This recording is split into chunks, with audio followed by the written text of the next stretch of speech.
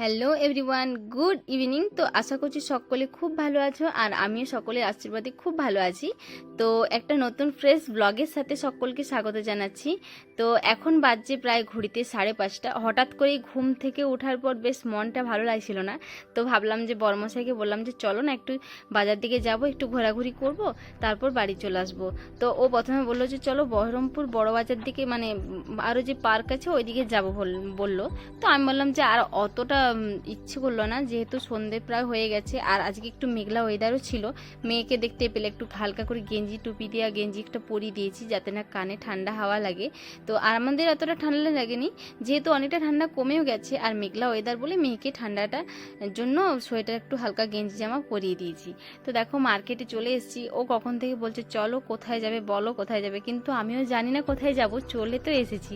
তো যার পথে এই মন্দিরটা একজন বলল যে একটা মন্দির আছে, যাও এখানে মন্দিরটা বেশ ভালো, ছোট্ট একটা পার্কের মতো আছে। তো আমরা পেরিয়ে চলে গেছি, তারপর আমি পিছন থেকে দেখলাম যে মন্দিরটা পিছনে রয়ে গেছে। তো যাই হোক আবার বাইকে করে ঘুরে আসতে হলো। তো যাই হোক দেখো এখানে মন্দিরে একটা কেউ নেই, পুরো ফাঁকা। তো আর এখানে মনে হয় সন্ধ্যাবেলায় আলো দিয়ে চলে গেছে, দেখো মন্দিরে আলো জ্বলছে। আর এখানে দেখতে পাচ্ছ পুরো ফাঁকা আর চারিপাশটা লাইট দিয়ে দিয়েছে।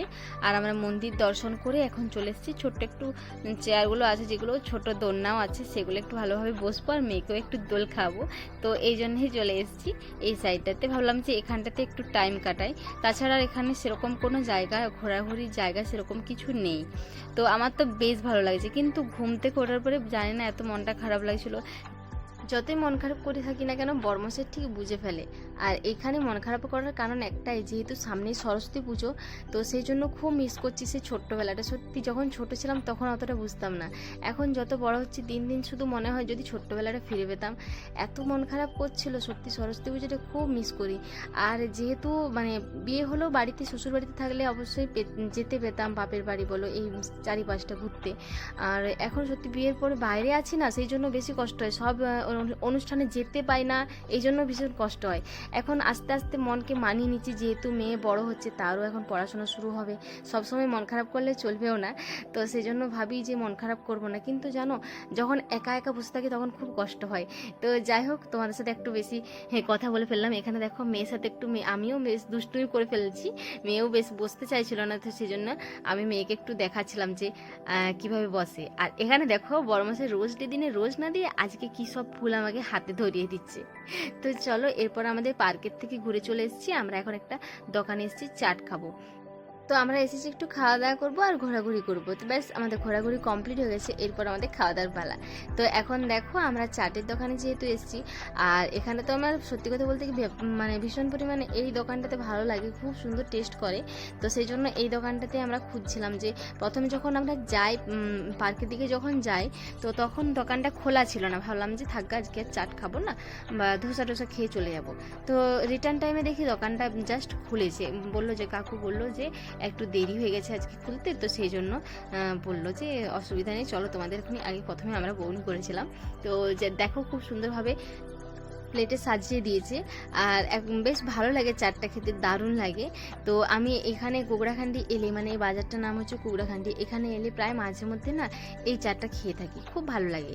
তো মেয়ে তো আমার কোলে আছে, কোল থেকে একদমই নামতে চাইছে না, ওকে আমি জানি না কী করে যে আমি ওর বাবার কোলে দেবো। খেতে বসছি, আমি যেহেতু বসতে চাইছি, ও বলছে না নামবো না, বসবো না, কোলেই থাকবো। এভাবে খাওয়া যায় বলো?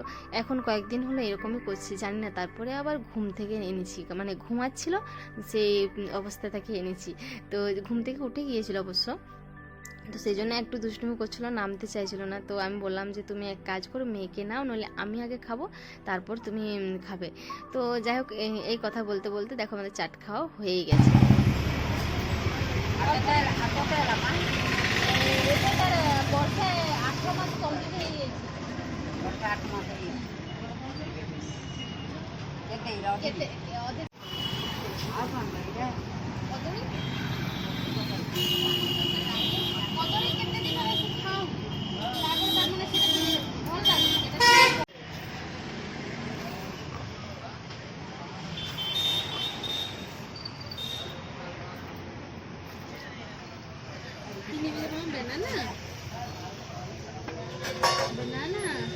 তো মার্কেট এসেছি, ফল ছিল না বাড়িতে, তো অল্প করে ফল নিচ্ছি। আর কলা পাকা মেয়ে কয়েকদিন হলো খেতে চায়নি, তো ভাবলাম যে নিয়ে যাই যদি খাই। আর এই মার্কেটে যখন আসি এই মাসির কাছে আমরা ফল কিনি প্রতিবার। আর যখন বেশি করে ফল কেনা হয় তখন বহরমপুর যাই, বড় বাজার থেকে বেশি করে ফল কিনে নিয়ে আসি। আর তো দেখো আমরা আসার পথে এখানে টি বারে চলে এসেছি আর মেয়েকে বসিয়ে দিচ্ছি। আমরা ভিতরে বসেছিলাম, বাইরে জায়গা ছিল কিন্তু ভিতরটা একদম খালি, তো সেই জন্য ভিতরে বসেছি। আর এখানে দেখো আমরা দুজনে 2 কাপ চা নিয়েছি আর মেয়ের জন্য এখন গেছে বিস্কুট আনতে। তো যেহেতু মেয়ে তো সেরকম কিছু খেতেই চাইছিল না, তো ওর জন্য ওর বাবা বিস্কুট আনতে গেছে। আর আমি এখানে চাটা খাই ততক্ষণকে ওর বাবা আস্তে আস্তে, আর মেয়ে দেখো চুপচাপ বসে আছে, ও ভাবছে যে মাম্মা কি করছে। তো যাই হোক দেখো এখানে চাটা খেতে বসেছি, তো দারুণ লাগছিল চাটা। এখানে চা আমার খুব ভালো লাগে, তো যতবারই আমি আসি এখানেই খাই।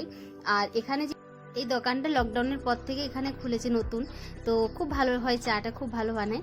আর দেখো এখানে 2টো বিস্কুট নিয়ে এসছে, একটা আমার জন্য একটা মেয়ের জন্য, কিন্তু মেয়ে তো একটা খাবে না, 2টো যখন দেখেছে ওকে 2টোই দিতে হবে। তো যাই হোক ও তো খাবে না, হাতে ধরে রাখি, কোনো জিনিস খেতে চায় না, বাড়িতেও সেরকম বিস্কুট খাবে না, মানে কাউকে কিছু দেবে না, এটাই হচ্ছে, ও দুটো হাতে নিয়ে বসে থাকে।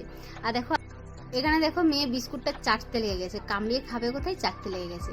তো দেখো এখানে আমার যেহেতু চাটা খুব ভালো লেগেছে, আমি 1 কাপ খাওয়ার পরও কিন্তু আর 1 কাপ কফি নিয়েছিলাম। তো ও কিন্তু এখনো পর্যন্ত চাটা 1 কাপ খেয়ে কমপ্লিট করতে পারেনি।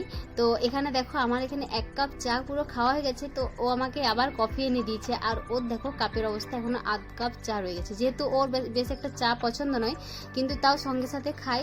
তো এখানে আমি কফিটা খাই, ততক্ষণকে তোমরা আজকের মতো ব্লগটা এখানেই শেষ করব। আশা করছি ভিডিওটা ভালো লেগে থাকলে অবশ্যই চ্যানেলটিকে সাবস্ক্রাইব করে দিও। আজকের মতো বাই বাই, দেখা হচ্ছে একটা নেক্সট ব্লগে।